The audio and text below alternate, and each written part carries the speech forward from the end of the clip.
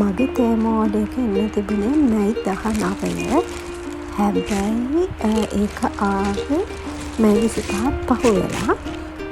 හැබැයි මම කරපු දේ තමයි ඒක එන්නේ නැති නිසා 19 දැන් මේ ප්‍රශ්න සෑහෙන තියෙන ප්‍රශ්න තියෙන නිසා මං කරේ 19 වෙච්ච ගමන් ඒගොල්ලන්ගේ කස්ටමර් කෙයාර් එකට මැසේජ් දාලා මගේ ඕඩර් එක ආවේ නැහැ කියලා මැසේජ් දාලා ඒගොල්ලෝ ඊට පස්සේ ඒගොල්ලන්ගේ කාර්යය අපිට අසයින් කරනවා අපිත් එක්ක chat කරන්න Gmail එකට. එතකොට Gmail එකට ඒගොල්ලෝ මේල් එකක් එවනවා.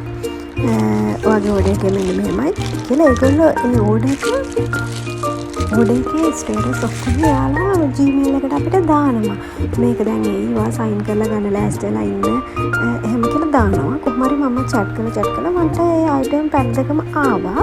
මම දන්නේ තාම මේ ප්‍රශ්නේ තියෙන්නේ ප්‍රශ්න තියෙනවද කියන්නේ.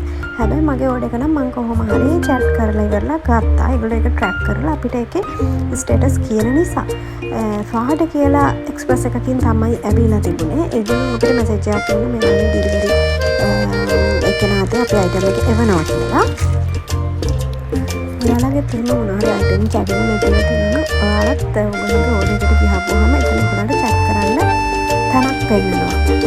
කස්ටමර් සර්විස් එකක්. ඒ කස්ටමර් සර්විස් එකට ඔයගොල්ලෝ මැසේජ් එකක් දාන්න ඕගොල්ලන්ගේ රෙෆරන්ස් එක කියලා මේක ආවෙන්නේ අපිට අප්ඩේට් එකක් දෙන්න කියලා. එතකොට ඒගොල්ලෝ දාන මැසේජ් වලට රිප්ලයි කරගෙන ගියාම ඒගොල්ලන්ගේ කන්සර්න් එකකින් අසයින් කරනවා අපිට කස්ටමර් කෙයාර් කරන්න කාව හරි.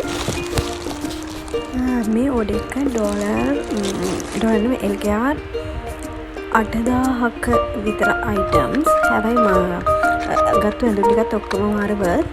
සයිස් එක නම් පොඩ්ඩක් එහෙට මෙහෙට වෙලා තියෙනවා. මම දාපු සයිස් එක පොඩ්ඩක් වැරදි නිසා. නැත්නම් ඇඳුම් වල මැටීරියල් එහෙම ඔක්කොම ක්වොලිටි මැටීරියල් තමයි තියෙන්නේ. අනිත් දාපු අයිටම් ටිකත් ඔක්කොම හොඳටම තිබුණා. මේ ඕඩර් එකත් එක්ක මට ෆ්‍රී අයිටම් දෙකක් හම්බුණා. එක අයිටම් එකක් තමයි අර සිලිකන් ප්ලේට් එකක්, පොඩි බබාට කන්න දෙන සිලිකන් ප්ලේට් එකක්. ඒ අයිටම් එක හම්බුනේ මට ෆ්‍රී. ඊට අමතරව තව සෝස් පෑන් එකකුත් හම්බුණා. අර බිත්තර 4ක් විතර එකපාර හදන්න පුළුවන් එකක්. හැබැයි ඒක non stickද නැද්ද කියලා මම දන්නේ නැහැ. ඒක හදනකොට තමයි කියන්නේ non stickද කියලා. හැබැයි පෙනුමට නම් non stick වගේ. හිතනවා ඒ අයිටම් එකත් හොඳයි කියලා. ඒ අයිටම් දෙකම මට ෆ්‍රී ආවේ. අනිත් අයිටම් වලට තමයි මම පේ කරේ.